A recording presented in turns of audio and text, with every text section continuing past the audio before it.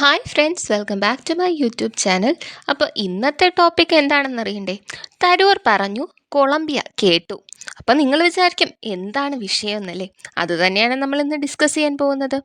ഇന്ത്യയുടെ ഓപ്പറേഷൻ സിന്ദൂറിനിടെ പാകിസ്ഥാനിൽ മരിച്ചവരെ അനുശോചിച്ചുകൊണ്ടുള്ള പ്രസ്താവന കൊളംബിയ പിൻവലിച്ചു.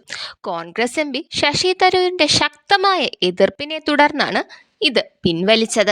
പുതിയ പ്രസ്താവന പുറപ്പെടുവിക്കുമെന്നും അവർ പറഞ്ഞിട്ടുണ്ട്. 5 രാജ്യങ്ങളിലേക്ക് ബഹുകക്ഷി പ്രതിനിധി സംഘത്തെ നയിക്കുന്ന തരൂർ തീവ്രവാദങ്ങൾക്കും അവരുടെ രാജ്യത്തെ പ്രതിരോധിക്കുന്നവർക്കുമിടയിൽ ഒരു ധാർമ്മിക തുല്യതയില്ലെന്നും ഇക്കാര്യം ചൂണ്ടിക്കാട്ടി പറഞ്ഞു. ഞങ്ങൾ ആശങ്ക പ്രകടിപ്പിച്ച പ്രസ്താവന പിൻവലിച്ചതായും ഈ വിഷയത്തിൽ ഞങ്ങളുടെ നിലപാട് അവർ പൂർണ്ണമായി മനസ്സിലാക്കുന്നുണ്ടെന്നും ഉപമന്ത്രി വളരെ ദയയോടെ പറഞ്ഞു. കൊളംബിയയുടെ ഉപവിദേശകാര്യമന്ത്രി റോസ യൊലാൻഡ വില്ലാവിൻസിയോടൊപ്പം തരൂർ വാർത്താ ഏജൻസിയായ NIA പറഞ്ഞ കാര്യങ്ങളാണ് ഇവ.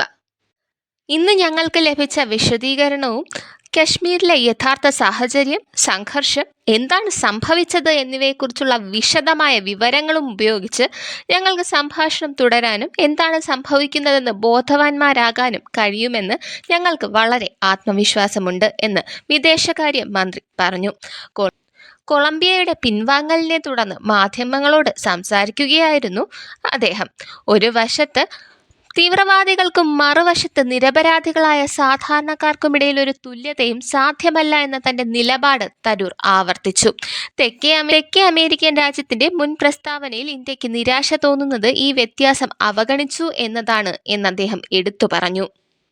നിരൂപിച്ചതുപോലെ ആ പ്രസ്താവന പിൻവലിച്ചതായി അറിഞ്ഞതിൽ ഞങ്ങൾക്ക് വളരെ സന്തോഷമുണ്ട്. കൂടാതെ കൊളംബിയയിലെ ജനങ്ങളുടെ പ്രതിനിധികൾ എന്ന നിലയിൽ ഞങ്ങളുടെ പരമാധികാരത്തിനും ലോക സമാധാനത്തിനും ഇന്ത്യൻ ഉപഭൂഖണ്ഡത്തിലെ സമാധാനത്തിനും വേണ്ടി ഞങ്ങളോടൊപ്പം നിൽക്കാൻ നിങ്ങൾ ദൃഢനിശ്ചയം ചെയ്തതിലും ഞങ്ങൾക്ക് വളരെ സന്തോഷമുണ്ട്. ഞങ്ങളുടെ ജനങ്ങളും പ്രതിനിധികളും തമ്മിൽ ഇത്തരത്തിലുള്ളൊരു സംഭാഷണം തുടരുന്നതിൽ നിങ്ങൾ വളരെ സന്തുഷ്ടരാണ്. കോൺഗ്രസ് നേതാവ് വാർത്താസമ്മേളനത്തിൽ പറഞ്ഞ കാര്യമാണിത്.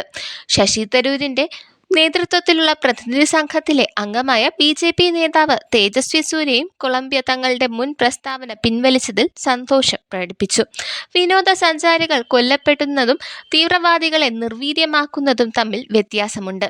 രണ്ടും തമ്മിൽ ഒരു തുല്യത സൃഷ്ടിക്കാൻ നിങ്ങൾക്ക് കഴിയില്ല. ഉപമന്ത്രിയും അധികാരികളും ഞങ്ങളുടെ വാദങ്ങളിൽ അർഹത കണ്ടെത്തി.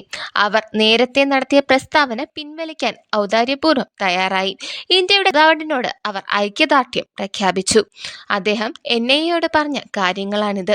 5 രാജ്യങ്ങളിലൂടെയും തന്റെ ആഗോള പ്രവർത്തനത്തിന്റെ ഒന്നിലധികം അപ്ഡേറ്റുകൾ ശശി തരൂർ ട്വിറ്ററിലൂടെ പങ്കുവയ്ക്കാറുണ്ട്. കൊളംബിയ പാകിസ്ഥാനെ കുറിച്ചുള്ള പ്രസ്താവനയ്ക്ക് ശേഷം, വെള്ളിയാഴ്ച പഹൽഗാം കൂട്ടക്കൊലയ്ക്ക് ശേഷം ഓപ്പറേഷൻ സിന്ദൂർ നിയമാനുസൃതമായ ഒരു പ്രതികരണമാണെന്ന് കോൺഗ്രസ് മുതിർന്ന നേതാവ് എടുത്തു പറഞ്ഞിരുന്നു.